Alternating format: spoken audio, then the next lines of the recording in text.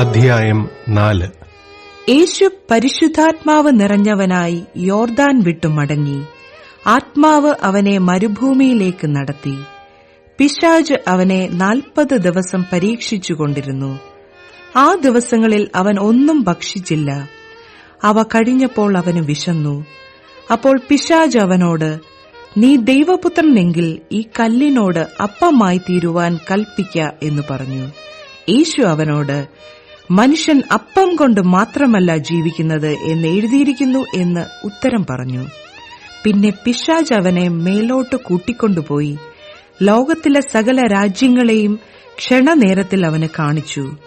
ഈ അധികാരമൊക്കെയും അതിന്റെ മഹത്വവും നിനക്ക് തരാം. അത് എങ്കിൽ ഏൽപ്പിച്ചിരിക്കുന്നു, എനിക്ക് മനസ്സുള്ളവന് ഞാൻ കൊടുക്കുന്നു. നീ എന്നെ നമസ്കരിച്ചാൽ അതെല്ലാം നിന്റേതാകും എന്ന് അവനോട് പറഞ്ഞു. യേശു അവനോട്, നിന്റെ ദൈവമായ കർത്താവിനെ നമസ്കരിച്ച് അവനെ മാത്രമേ ആരാധിക്കാവൂ എന്നെഴുതിയിരിക്കുന്നു എന്ന് ഉത്തരം പറഞ്ഞു. പിന്നെ അവൻ അവനെ യെരൂശലേമിലേക്ക് കൂട്ടിക്കൊണ്ടുപോയി ദേവാലയത്തിന്റെ അഗ്രത്തിന്മേൽ നിർത്തി അവനോട്, നീ ദൈവപുത്രനെങ്കിൽ ഇവിടെ നിന്ന് താഴോട്ട് ചാടുക. നിന്നെ കാപ്പാൻ അവൻ തന്റെ ദൂതന്മാരോട് നിന്നെക്കുറിച്ച് കൽപ്പിക്കുകയും നിന്റെ കാൽ കല്ലിനോട് തട്ടാതെ വണ്ണം അവർ നിന്നെ കയ്യിൽ താങ്ങിക്കൊള്ളുകയും ചെയ്യും എന്നെഴുതിയിരിക്കുന്നുവല്ലോ എന്ന് പറഞ്ഞു. യേശു അവനോട്, നിന്റെ ദൈവമായ കർത്താവിനെ പരീക്ഷിക്കരുത് എന്നരുളി ചെയ്തിരിക്കുന്നു എന്ന് ഉത്തരം പറഞ്ഞു.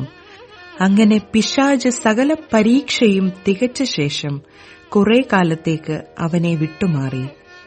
യേശു ആത്മാവിന്റെ ശക്തിയോടെ ഗലീലയ്ക്ക് മടങ്ങിച്ചെന്നു. അവന്റെ ശ്രുതി ചുറ്റുമുള്ള നാട്ടിലൊക്കെയും പരന്നു. അവൻ അവരുടെ പള്ളികളിൽ ഉപദേശിച്ചു. എല്ലാവരും അവനെ പ്രശംസിച്ചു. അവൻ വളർന്ന നസ്രയത്തിൽ വന്ന് ശബ്ബത്തിൽ തന്റെ പതിവ് പോലെ പള്ളിയിൽ ചെന്ന് വായ്പാൻ എഴുന്നേറ്റ് നിന്നു. യെശയ്യാ പ്രവാചകന്റെ പുസ്തകം അവന് കൊടുത്തു. അവൻ പുസ്തകം വിടർത്തി. ദരിദ്രന്മാരോട് സുവിശേഷം അറിയിപ്പാൻ കർത്താവ് എന്നെ അഭിഷേകം ചെയ്യുകയാൽ അവന്റെ ആത്മാവ് എന്റെ മേലുണ്ട്. ബദ്ധന്മാർക്ക് വിടുതലും കുരുടന്മാർക്ക് കാഴ്ചയും പ്രസംഗിപ്പാനും പീഡിതന്മാരെ വിടുവിച്ചയപ്പാനും കർത്താവിന്റെ പ്രസാദ വർഷം പ്രസംഗിപ്പാനും എന്നെ അയച്ചിരിക്കുന്നു എന്നെഴുതിയിരിക്കുന്ന സ്ഥലം കണ്ടു. പിന്നെ അവൻ പുസ്തകം മടക്കി ശുശ്രൂഷക്കാരന് തിരികെ കൊടുത്തിട്ട് ഇരുന്നു. പള്ളിയിലുള്ള എല്ലാവരുടെയും കണ്ണ് അവങ്കൽ പതിഞ്ഞിരുന്നു.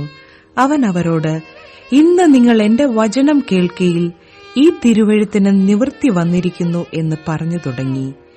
എല്ലാവരും അവനെ പുകഴ്ത്തി അവന്റെ വായിൽ നിന്ന് പുറപ്പെട്ട ലാവണ്യ വാക്കുകൾ നിമിത്തം ആശ്ചര്യപ്പെട്ടു. ഇവൻ യോസെഫിന്റെ മകനല്ലയോ എന്ന് പറഞ്ഞു.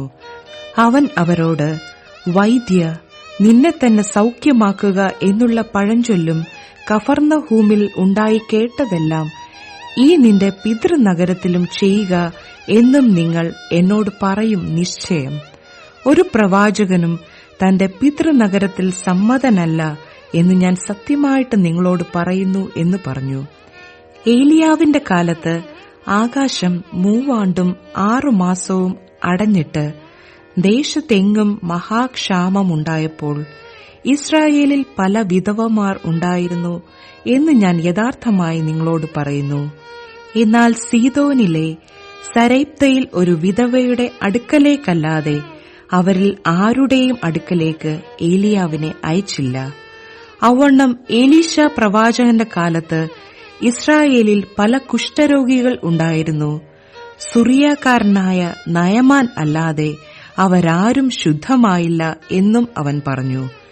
പള്ളിയിലുള്ളവർ ഇത് കേട്ടിട്ട് എല്ലാവരും കോപം നിറഞ്ഞവരായി എഴുന്നേറ്റു. അവനെ പട്ടണത്തിന് പുറത്താക്കി അവരുടെ പട്ടണം പണിതിരുന്ന മലയുടെ വക്കോളം കൊണ്ടുപോയി തലകീഴായി തള്ളിയിടുവാൻ ഭാവിച്ചു. അവനോ അവരുടെ നടുവിൽ കൂടി കടന്നുപോയി.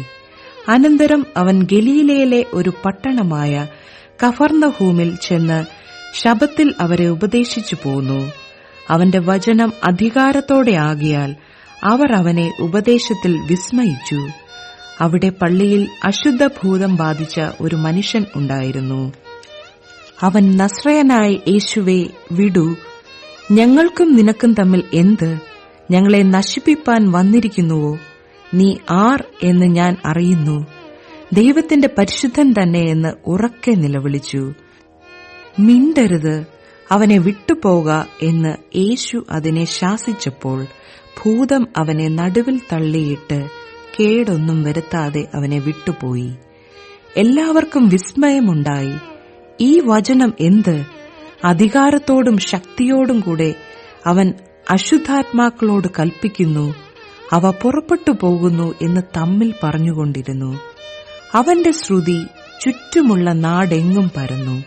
അവൻ പള്ളിയിൽ നിന്നിറങ്ങി ശിമോന്റെ വീട്ടിൽ ചെന്ന്, ശിമോന്റെ അമ്മാവിയമ്മ കഠിന ജ്വരം കൊണ്ട് വലഞ്ഞിരിക്കിയാൽ അവർ അവൾക്കുവേണ്ടി അവനോട് അപേക്ഷിച്ചു.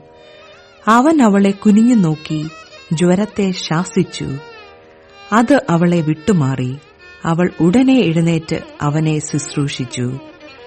സൂര്യൻ അസ്തമിക്കുമ്പോൾ നാനാവ്യാധികൾ പിടിച്ച ദീനക്കാർ ഉള്ളവരൊക്കെയും അവരെ അവന്റെ അടുക്കൽ കൊണ്ടുവന്നു.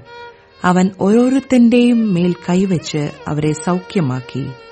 പലരിൽ നിന്നും ഭൂതങ്ങൾ നീ ദൈവപുത്രനായ ക്രിസ്തു എന്ന് നിലവിളിച്ചു പറഞ്ഞുകൊണ്ട് പുറപ്പെട്ടുപോയി. താൻ ക്രിസ്തു എന്ന് അവ അറിയുകൊണ്ട് മിണ്ടുവാൻ അവൻ സമ്മതിക്കാതെ അവയെ ശാസിച്ചു.